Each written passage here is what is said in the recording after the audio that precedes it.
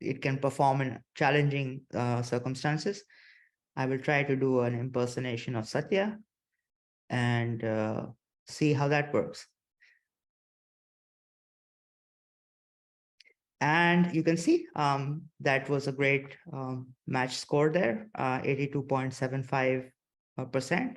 And you can see these images are quite different. I like your cosplay here. It's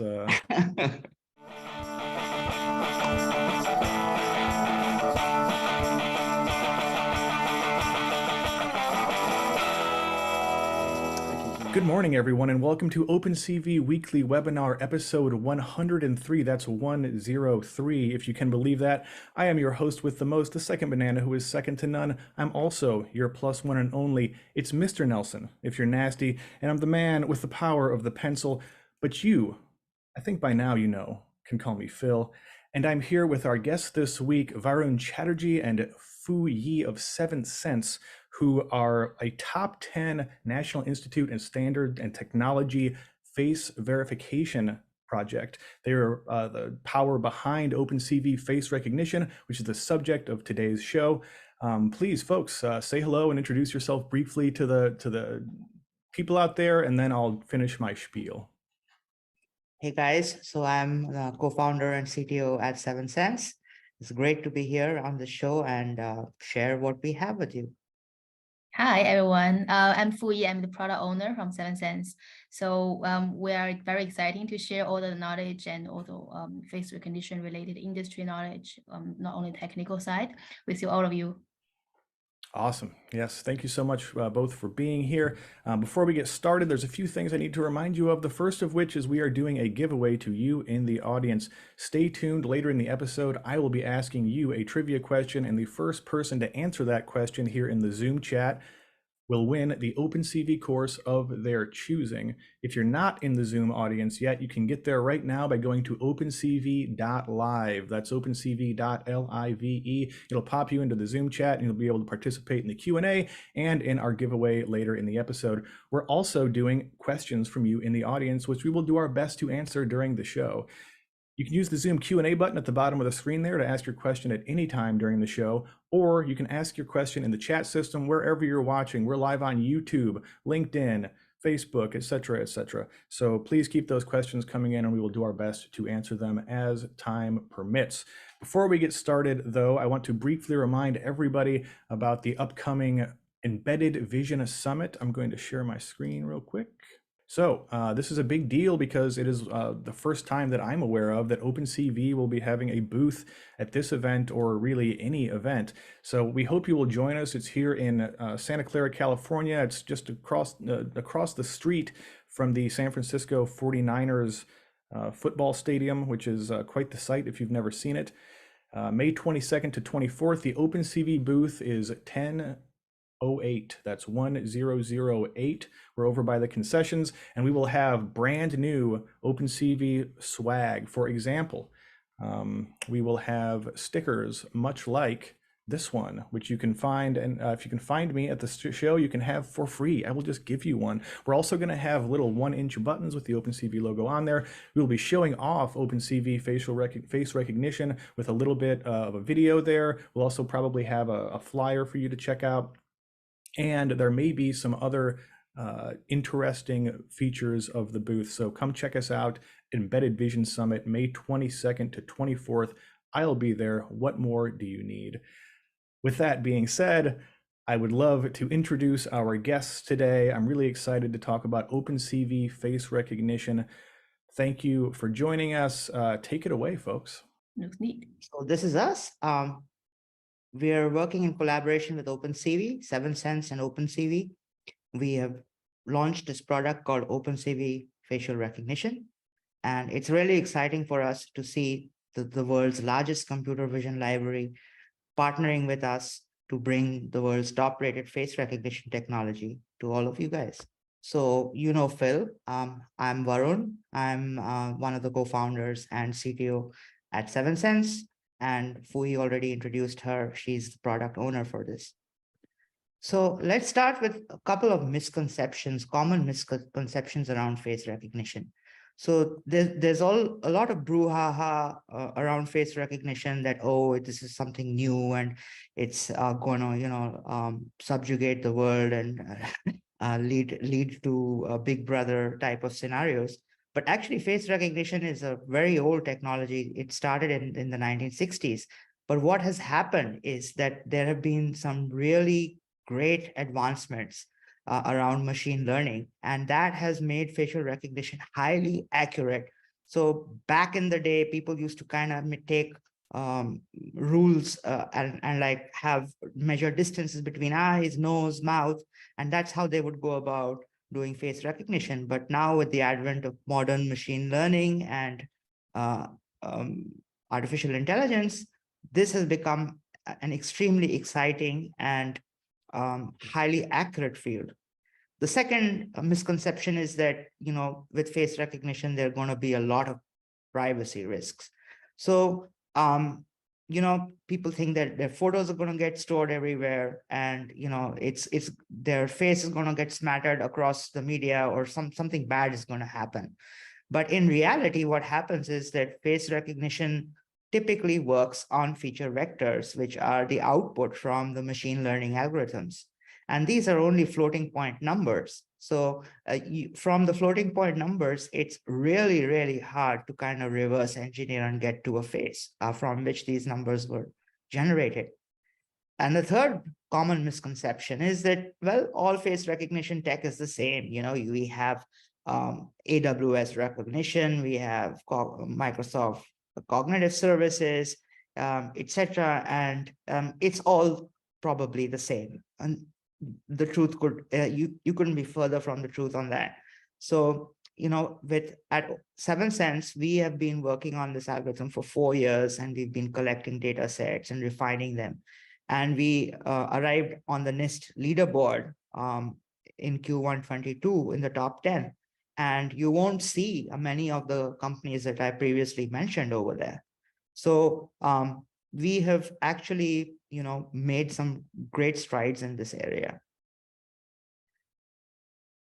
So along with that, what about the challenges around face recognition? So, well, there is obviously the challenge of privacy and security.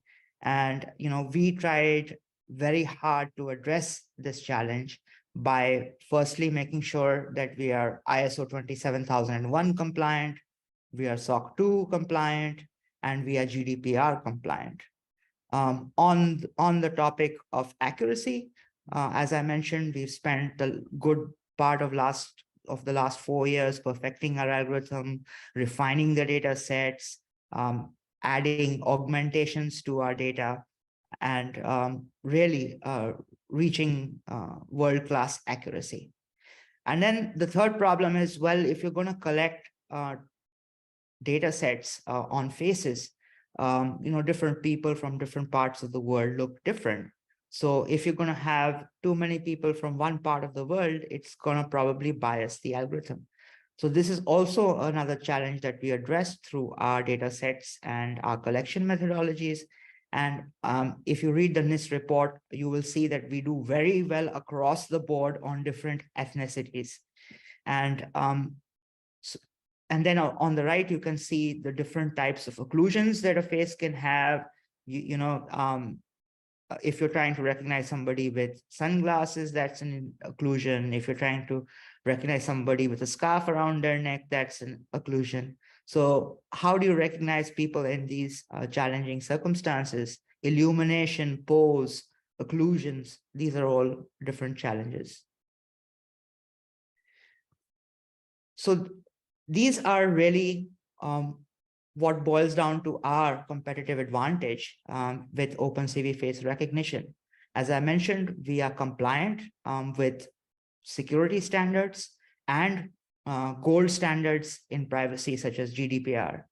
We are highly accurate. We can recognize people under challenging conditions, such as occlusions, different illumination, and our models are unlike some models which are trained mainly on frontal faces. Our models are trained on a wide variety of faces across different poses, which really makes our technology suitable for practically any purpose, ranging from eKYC, anti-money laundering and onboarding, and attendance checking, or what have you. And the last and most important point is that we are very cost effective. And we are offering a free tier for you guys to sign up and try our technology. And we are 5x cheaper than Azure or AWS recognition. That's a pretty big cost savings there. Can I pipe in just for a moment here? I noticed earlier you talked a bit about the issues that facial recognition and verification have historically had with people with darker skin tones, for example.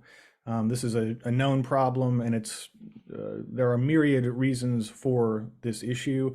Obviously, bigotry is one of them, but I wonder, from your perspective, how has that improved in, say, the last 5+ years? Has there been a big movement to make this better, or is it just slowly sort of improving, or is it sort of staying the same?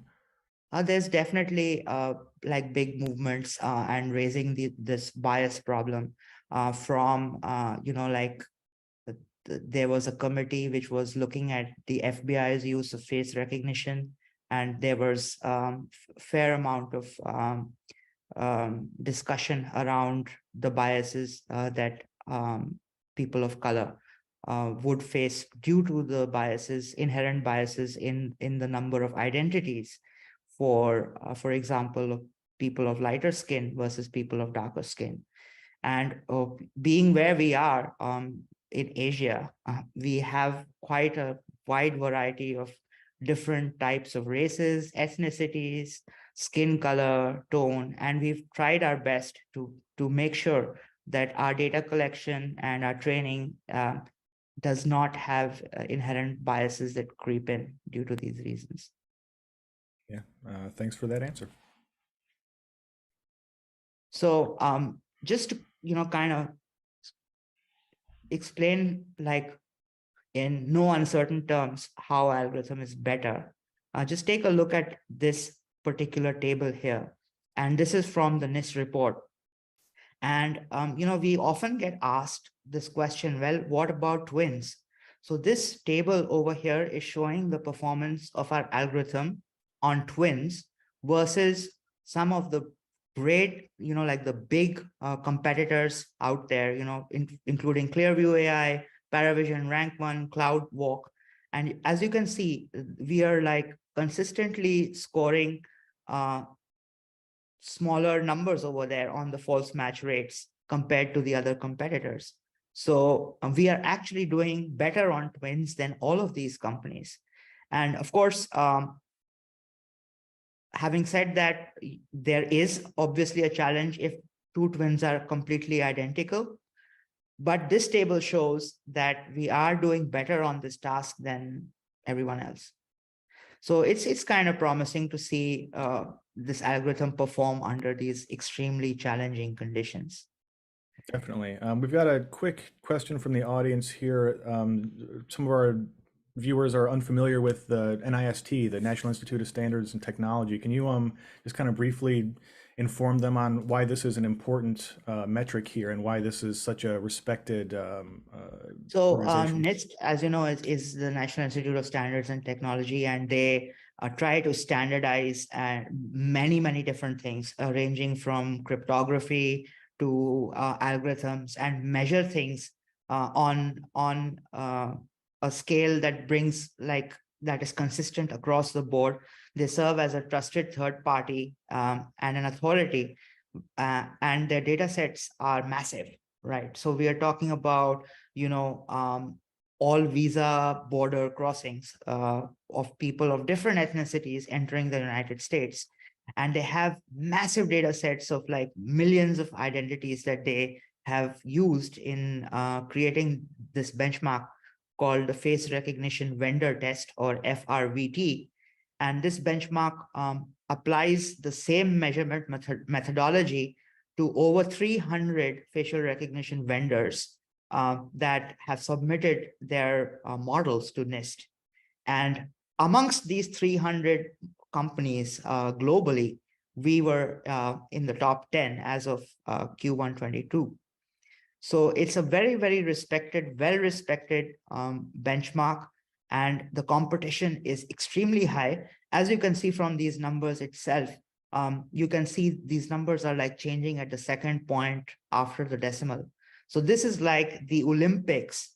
This is literally like the Olympics of face recognition, where differences between companies are at a microsecond level, or in this case, at a false match rate of 2 decimal points difference. Yeah, I'm glad you brought that up, because I'm sure Satya would have if he were here, but you filled in for him nicely there. The metaphor of, if you're just down at the local YMCA, maybe swimming some laps, the fastest person there is probably going to be much, much faster than the average person, right? But if you're competing at the super high level, at the top tier of the professional level, the differences are going to be fingertips. The differences are going to be like their toes coming off of the line. And so that's really what we're looking at here with how tight the competition is here, which makes it even, kind of more impressive how highly 7sense is able to rank in these benchmarks. Thanks, Phil. So next, I think Fui, would you like to talk about like some of the real world applications of face recognition? Sure, I'll take it out from here. So as you can see, like we offer, face recognition in general have 2 parts. One is to many and one is to one. So for example, for one is to many, on the security surveillance point of view, that you are trying to catch a suspect, you're trying to catch some from government, from police department, they're trying to catch some bad guys, and they have a database that stores all those whitelist or blacklist people. So from there, you can identify from the CCTV and video recording, and can do real-time matching whoever is stored in marked as in the database. So this is one aspect that most people, governments, police department, defense department are using this area. Second one, in the financial area, so this is more on the 1:1. So for example, when you're trying to, some banks already implemented, when you're trying to log in their internet banking or mobile banking, or when you try to onboard a new customer in the banking systems, you want to verify if this person holding their passport, their ID are actually the person, same as the passport owner itself. So from this angle, some very lookalike person, it can try to fake a password, they can try to fake an image in the password, so on. So in the face recognition, they can use a technology to catch such an error, such a false. And also when you do money transfer, such a big money transaction in a bank or in other financial institution, you want to verify this person is authorized to do such a big transaction, and to catch some some in the process, it helps to streamline and reduce the cost. For another part, attendance checking, like most of university schools or organization for employee checking, I think is commonly known on 1:n. So when you have a database of students or your employee, then user they come into the company, come to the school. So in the camera or in the CCTV, in the video, they will just automatically catch how many people in that one frame, and automatically tracking, okay, these people are actually within the database, within our authorized employees. Then some unknown user who are not inside our database are, we could investigate further, trigger an alert, or do we want to see, okay, is it something we should look into this unknown person, or yeah, so it can be using as tracking, also can be as alert in these areas. So this is the great part about our technology, that we are offering you this technology as an API, and as an API, what you build with it is really up to your imagination. And we've just tried to kind of highlight some of the areas that where we are seeing uptake of face recognition technology, and especially in the financial sector, identity verification, as Fui mentioned, is a massive market, and a lot of banks want to greatly reduce their risk. So if they can avoid, and their cost. So if they can avoid, somebody actually going and comparing these two documents, two humans doing this, and that they can shorten that lead time from giving out that loan or opening an account. If they can shorten it down from days to hours, that's a big win for them. And again, with attendance, this is a very ethical use case, whether it's at an organization. It may not just be attendance, it may be access control as well. But also we see this increasingly as an important use case for blue collar workers at places like construction sites, where absenteeism can be a problem in many parts of the world. So by employing a system that can track attendance automatically, greatly reduces the risk of corruption, like mistakes, people not being able to mark attendance correctly, and all that can be automated. So these are some of the real world applications, but these are not the only applications, obviously. So we're really hoping that you will kind of imagine some very cool new applications using our API when you actually get down to using it. Couple quick notes here. Yeah. A couple quick questions here. The audience was asking. They didn't understand the acronym EKYC. That stands for Know Your Customer or Know Your Client. It's just sort of a shorthand meaning like, can you kind of verify who this person is? And also, one of the just me being me, I'd have to point out that seems like with a lot of these attendance tracking systems, for some reason they never actually try to track the attendance of the executives. I wonder why that is. Well, I mean, that's it's up to the company how they want to use it. Just bringing it up. We'll move on to the demo segment, and we'll start off outside the website, where we are assuming you don't have an account right now. So if you just go to opencv.fr and you click on demo, you'll actually see 4 tabs here, which demonstrate 4 different aspects of our technology. So the first one is face comparison, and the biggest use case for this is identity verification, EKYC, and it's used a lot in the financial industry. And the great part about this particular method is that whatever information you upload to the API is not stored anywhere. And we've spent a lot of effort in making sure that our systems are secure. We are complying with GDPR regulations. So this API basically allows you to select an image, and I'll select my image over here, one image. And then just to demonstrate like how it can perform in challenging circumstances, I will try to do an impersonation of Satya and see how that works. And you can see that was a great match score there, 82.75%. And you can see these images are quite different. I like your cosplay here. It's it's an old photograph. I just put it up. I like the way you introduced it. It's Satya cosplay. It's excellent. Thanks. So yeah, you can see this is the second photograph has a lot of challenging things happening about it. There is the occlusion of the glasses. There is the occlusion of the hat. The illumination is not uniform. It has a lot of dark shadows around it. A little bit of an angle too. It's not directly on. There's many differences here. Yes. Yeah.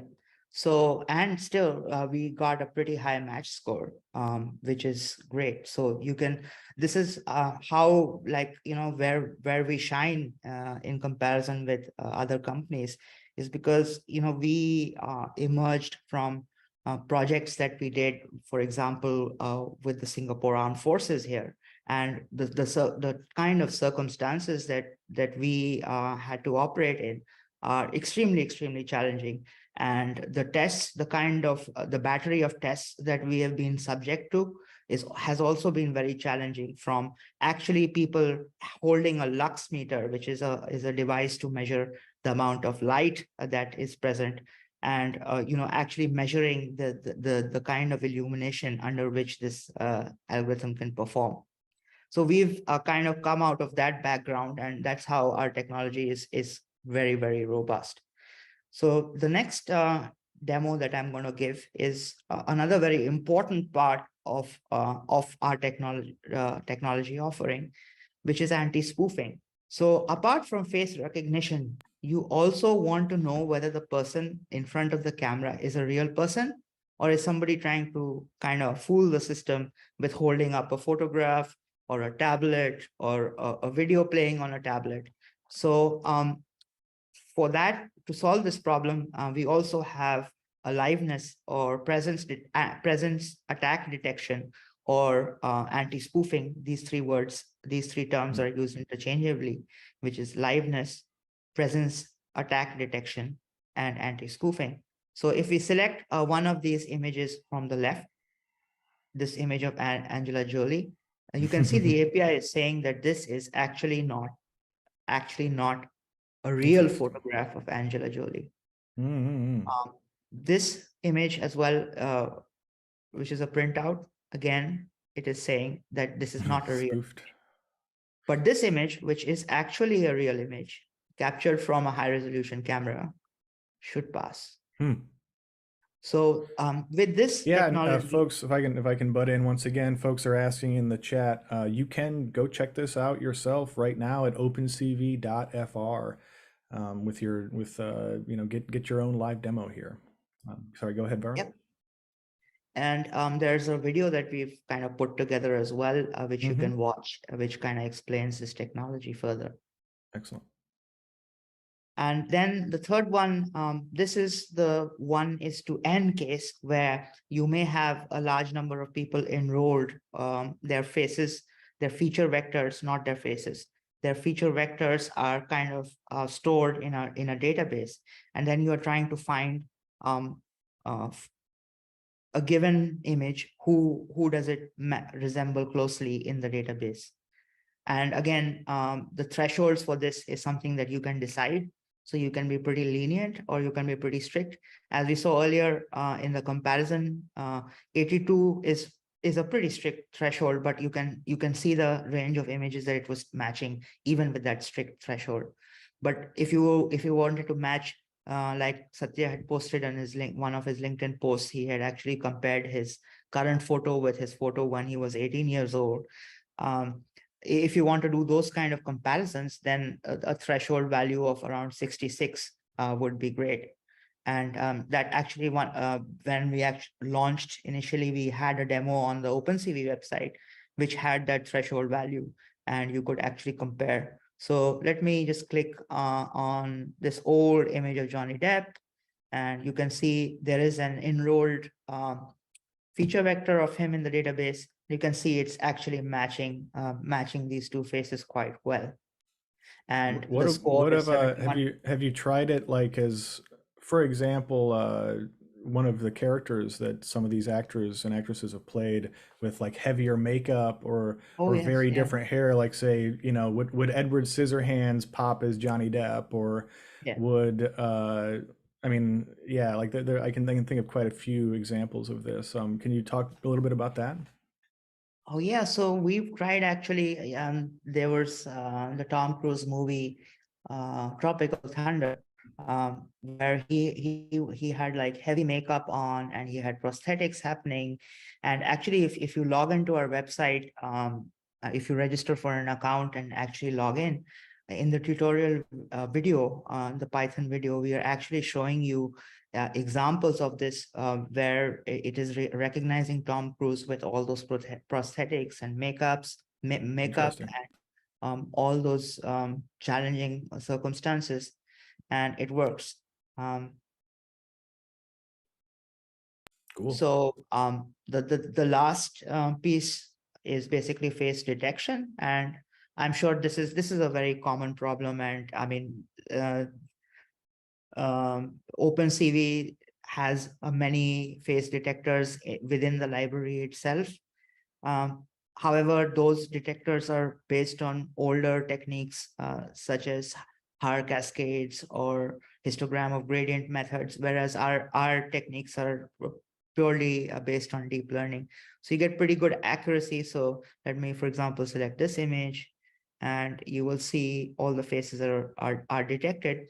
And we, in addition to giving you the detected faces, we also give you the key points of the eyes, nose, and mouth. And you could actually use these key points for various sort of things, fun things like using the key points and putting some kind of virtual makeup or masks or various things. Or you could use it for like ensuring a consistent pose from the images, making sure that the landmarks are consistently located. So making these images upright or aligning them as it is known as. So you can use this feature in many ways. But of course, there are various other face detectors that are out there, and we just expose this as an API, and this one is much more accurate than the ones out there. Even with face recognition, the OpenCV library actually has a few older methods of face recognition, such as Fisher faces and Igen faces. And those are more classical methods of face recognition. And this particular product is bringing the state-of-the-art machine learning and AI-based methods and bringing it to you as an API, which you can consume from practically any device, because all you need is network connectivity. And the bandwidth that is required is also not that much. You just need to submit a well-captured image of a person to the API. For liveness and anti-spoofing, the requirements are a little more stringent. The photographs need to be more frontal. They need to be higher resolution. But if you're doing face comparison, or if you're doing face search, we can work on extremely small images as well, which are like 200 pixels by 200 pixels. So these are some of like the great things about this API. So let me now show you what happens when you sign up for an account. So assuming that you've watched this webinar and developed some interest in our product and you've signed up. So this is what you'll see when you log in.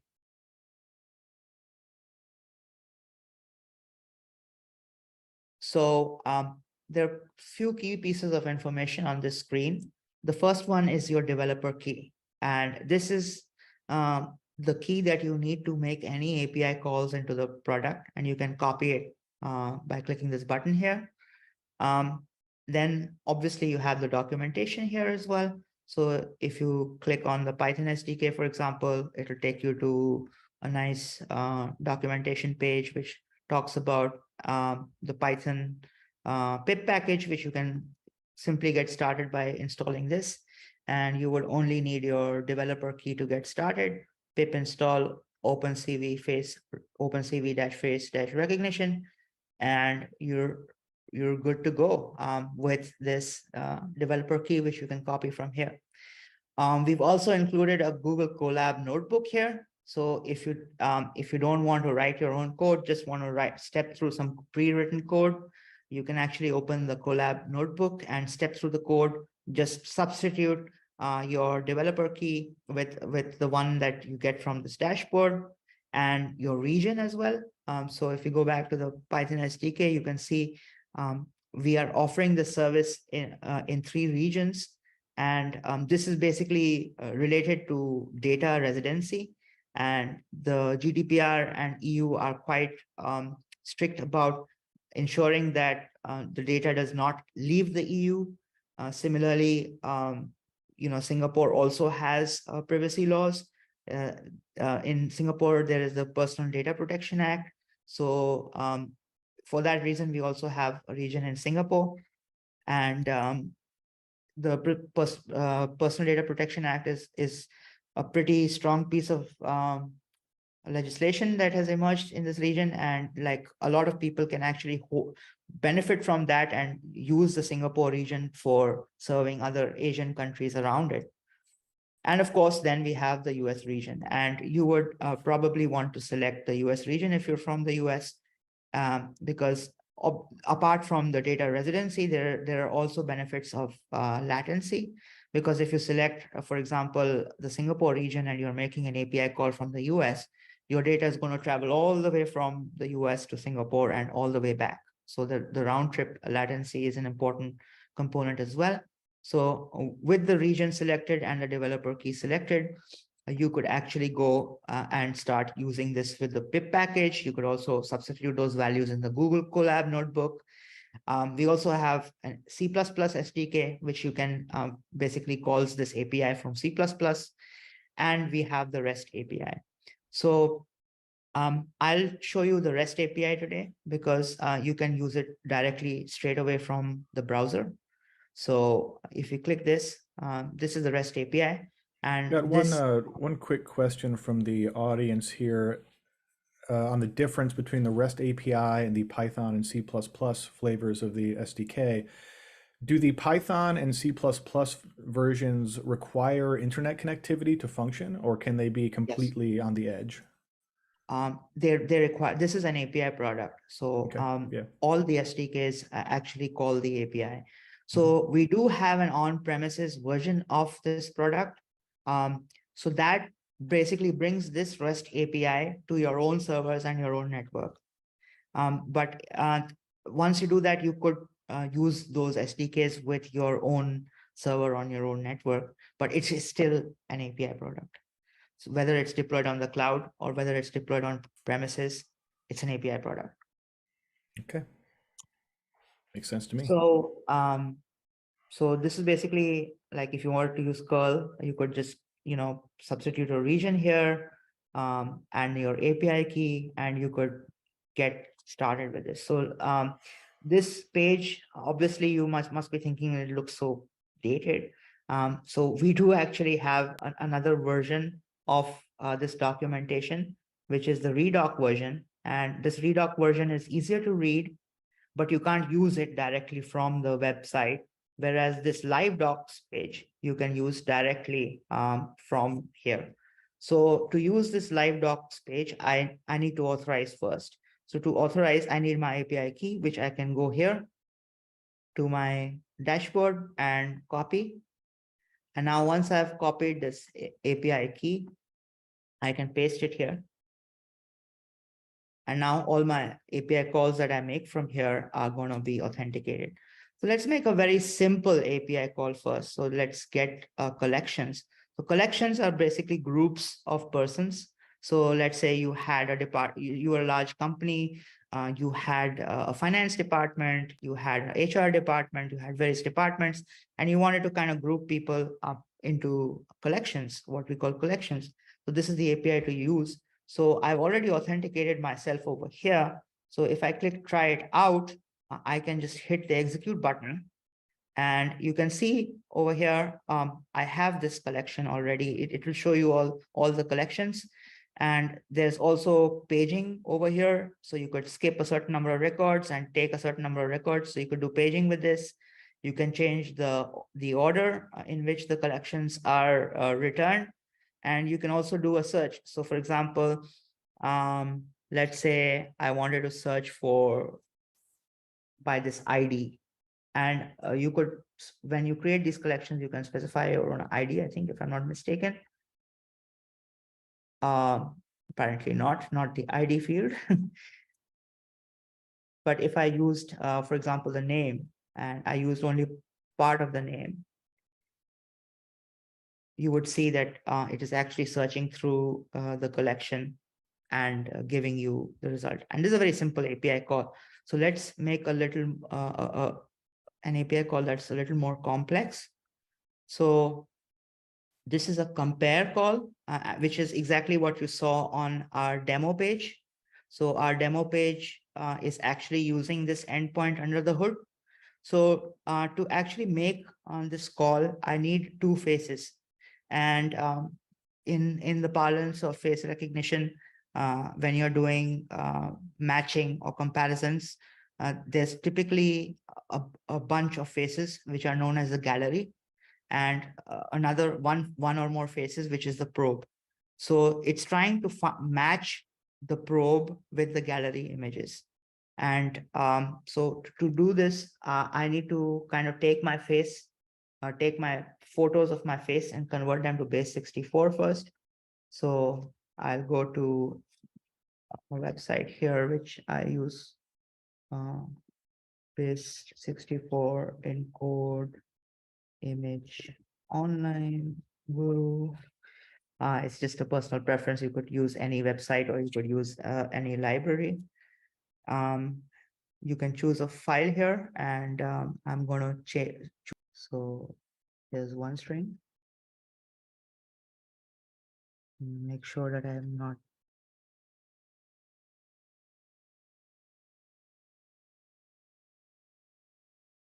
And in the meanwhile, let me grab the other string.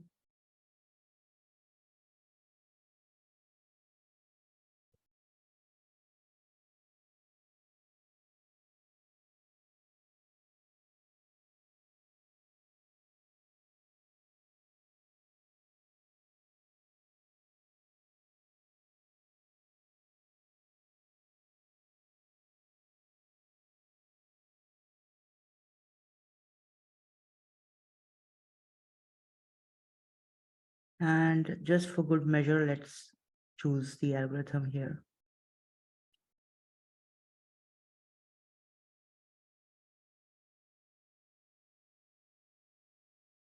And there you see, this is the score. And if you recall, this was exactly the same score that we got on the face comparison demo page when I put these two images together. So under the hood, that page is actually calling this API. So you could build a page like that or anything else you like.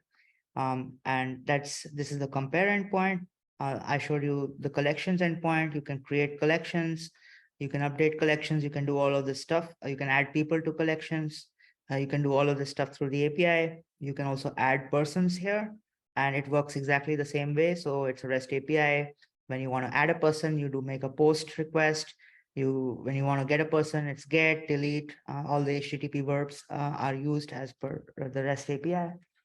I'm not going to show you the creation of a person, but you can see that the request is very similar. You have an ID, you have a name, you have a bunch of images. You can specify up to 3. For better accuracy, you can have the same person in different illumination conditions or poses. However, the algorithm is super accurate, and as I mentioned, like we've been working with very challenging circumstances, so one image should usually be enough. But if you're dealing with some very old images or very challenging conditions, you can use more than one image. And there are some attributes you can add. These are all optional. You don't need to use any of them. And that's about it. So once you actually use this API, you will also be able to use our UI to see what's going on here. So for example, the persons that you have added through the API are going to show up if I go to the persons tab over here. And you can see I have a whole bunch of images that I enrolled, including one of myself. So I can also, in addition to using the API, I can use this UI. So I could select this image of me and then do a search through the UI. And as you can see, it matched. So you have many different ways that you can use this product. You can use it through the API to enroll persons, use this dashboard to actually search for persons, or add persons through the UI itself. If you don't want to use the API, you could use the UI to add a person as well. You have collections here, same thing with collections. You can add a collection through the UI or the API. and you can go click on the collection, and you can see who are the persons that are inside that collection. You can add more people to this collection. You can remove people from this collection. Then in the dashboard, you see this API key here, but in production systems, you would probably not want to use the same key for your developer and production systems. So we also have the concept of developers here. And this, of course, needs a higher plan, and I'm on the free plan. But what you can do is you can add more developers, and each developer that you add has their own API key. So you could actually have a role-based account such as production, and you could add that over here, and you could use that production key for production as opposed to your dev key, which you use while developing the code. And this also helps because when you add people through this particular screen as developers, you can set rate limits. And this is particularly useful because when you're developing the software, you don't want to make a mistake where you've written a for loop and it's kind of going on and on, running, and it's consuming your whole quota and it's hitting your rate limits. So you can create different developer accounts here with smaller rate limits so that you don't run into that snag. And then just kind of go back here to show you our plans briefly. So we have a free plan, which basically, if you sign up, you get 1,000 API calls per day, you get 500 maximum number of people registered, you get face search, you get face verification, but you have to keep using it to keep it. So if you don't use it for more than 15 consecutive days, that account is just going to go away. And this is not to punish you or anything. This is also to comply with GDPR, which includes the right to be forgotten. And we don't want to retain your data for any longer than we need to. So that's what you have on the free tier. On the starter tier for $19 a month, you get 2,000 API calls per day, 1,000 max persons registered. You get face search, you get face verification, you get everything in free, but more. And then with the $99, the quotas are more. Standard, you get all the features, including multiple developers. And with the enterprise plan, again, more limits. Some of these plans from basic onwards have the additional feature for you to actually enable liveness. So if you wanted liveness as a feature, that's an additional cost to you, because this is a premium API and we are probably the best in the world at this. So you can watch the video in the demo section and you'll know why. So you can turn this feature on and off, and then that changes the base price of your plan. And that's pretty much it. This is OpenCV Face Recognition. Awesome. Thanks so much for this great demo and presentation. I think it's about 9:55. It's time to do our giveaway. So folks out there in the audience, before we get to a little bit of Q&A, we're going to do our giveaway. You in the Zoom audience watching us at OpenCV.live will now have the opportunity to win the OpenCV course of your choosing if you are the first person to answer the trivia question, which I have created based on today's slides. As per usual, if you have won in the last couple of months, please do not answer and give other people a chance to win.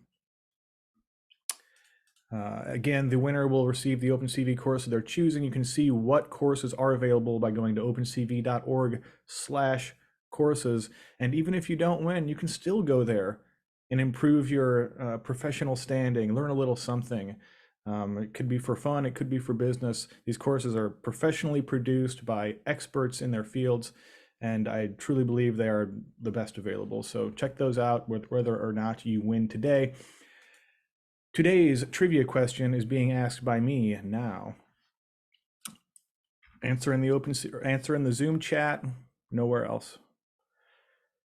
Earlier, we talked about the NIST face recognition challenge, which is a very well-respected benchmark and which Seventh Sense technology is placed in the top 10. In what year was the National Institute of Standards and Technology founded originally? First person to answer in chat wins the OpenCV course of their choosing. Gianpaolo, I don't know if I can give this one to you, man. Like that, I'm gonna have to put this up on when I edit the episode. I'll put it in a little lower third. You technically got the number right, but that was a very odd copy paste. I think I'm gonna have to give this one to Niraj. The answer is 1901, and the complexity there was in 1901, the National Bureau of Standards was founded, and that was the name of what is now known the National Institute of Standards and Technology until 1988. So congratulations, Niraj. Please send one email to phil@opencv.org with the course you would like. Once again, you can go to opencv.org/courses to see what courses are available. Pick whichever one you want. Obviously, this does not cover any of the bundles, just individual courses. We've got a whole bunch of questions here. Thanks so much for answering some in the chat as we were talking here. I'm going to repeat a couple because you gave some very good answers. I think we've already covered this one in the pricing. Ken asked, does the free version include the liveness module?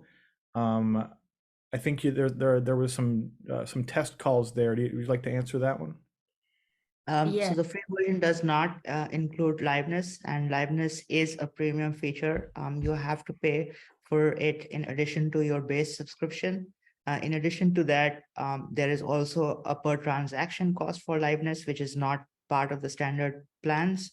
The reason for this is that the biggest use case for liveness is in the financial industry and in those scenarios where we were talking about eKYC and anti-money laundering, etc.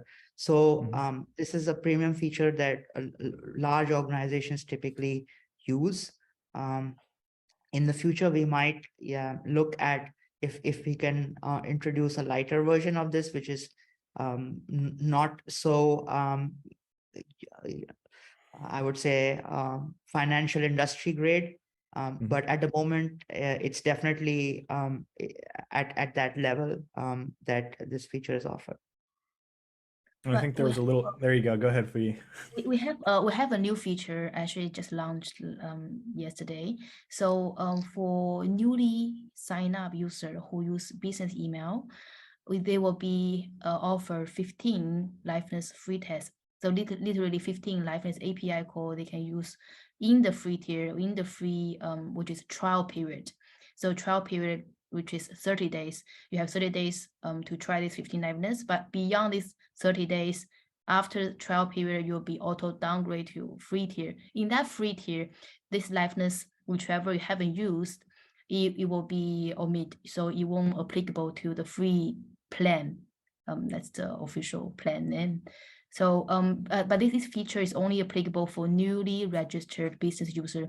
For some existing user, I know you are very keen to try, and I have been, this new feature, why we introduced, actually we have heard a lot of requests from you, but to offer, we might need to do some manual setup. So if you really eagerly want to try, so please write in fr@opencv.org. So we will need to, based on the request basis, to see how we can help you on that. And Awesome. I'd like to kind of add to that when you actually do sign up for the free tier, when you actually sign up for the trial, the free trial, where you get these liveness calls are only available if you use your business email. So if you use your Gmail or personal email, you're not gonna get these liveness calls. Another little word of caution is that these liveness calls require high resolution images. So if you use low resolution images, you might get errors like face too small. And if you try to use low quality images, you might get some errors. So if you do sign up for the trial and decide to try this feature out, do use good quality, high resolution images, because that is the primary use case for this, where these images are actually being captured by a real camera and are not, spoofs. So you do need high resolution images to try this API. What counts as high resolution for y'all? Like how, what pixel size and density counts as high res here? So standard camera resolutions are good, like 720p, 1080p. Okay. Those are good. Also, the face has to be reasonably close to the camera. It doesn't, I mean, if you're trying to do liveness detection for a face that's too far away from the camera, that's not gonna work because your face is again too small. And we do need like high quality pixel level features for our deep learning algorithms to be able to differentiate between printed or fake images and real ones. Okay, okay, that makes sense. Thanks for that. I've got a couple more questions here. Alex would like to know, is it possible to run OpenCV face recognition locally, like say using an OAK-D camera, for example? So as I mentioned earlier, this particular product is designed to be an API product, and you can actually install it on premises. You can install it on a computer in your own office, and you can then make API calls to that computer, whether it doesn't have to be a computer, it could be a Docker image on a VM or what have you, but it is still an API product. We are in the future probably gonna think about creating edge SDKs, but that is not the scope of this particular product that we're talking about right now. That makes sense to me. Thanks for that answer. Got a couple more. One more question was about face masks. We didn't really see many. So I saw like there was an example of somebody wearing maybe a turtleneck or something. What about the different varieties of personal protective equipment, like this cloth masks or half respirators, things like that? So with as I showed you that, like, there were some cases where I had demonstrated some occlusions. I don't really have an image with somebody wearing a mask, but we were actually operating during COVID, and quite a few organizations were using our technology during COVID. And there were a lot of face masks involved during that time. And it worked pretty well even with face masks. But if you have a variety of inclusions, then that definitely makes it a lot more complex. If you have protective eye gear and face mask and a helmet, that I'm pretty sure it would become quite challenging to match, and especially if, for example, we do have users who are using our technology at construction sites. That's why I know these things. But at construction sites, also the illumination can be quite challenging because the cameras are typically, it can be, you can have the sun behind you, and there are a lot of different challenging situations that can occur. Having said that, we do a lot better than other competitors out there. If you were to compare us with the same conditions with other technology providers out there, you would find our technology does pretty well. All right, appreciate that. Yeah, we're about 5 minutes. We're about 5 minutes past the hour, so I guess we can call it a day. Thank you so much to our two guests, Varun and Fuyi. Thank you for sharing with us today. This was a really interesting presentation. I think the audience got a lot out of it. Hopefully, they're going to go sign up and check out OpenCV Face Recognition at opencv.fr. You can do that right now. It is free. There's a free tier, so go ahead and check it out. We'll be back, of course, next week. The same bat time, same bat channel. Thursday, 9 a.m. Next week's guest is, as of yet, a secret, so stay tuned for that. Lastly, and most importantly, thank you so much to the audience, all of you out there, for joining us. We really appreciate seeing you each and every week here on Zoom, LinkedIn, YouTube, Twitch, etc. We wouldn't be doing this show if you didn't watch it.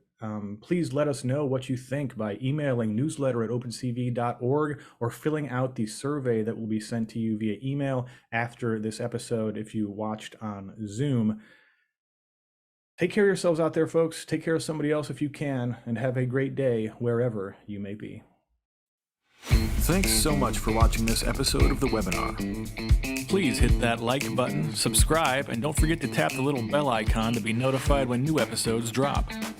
This week's episode was brought to you by OpenCV Courses. Learn computer vision and AI from the best at opencv.org/courses.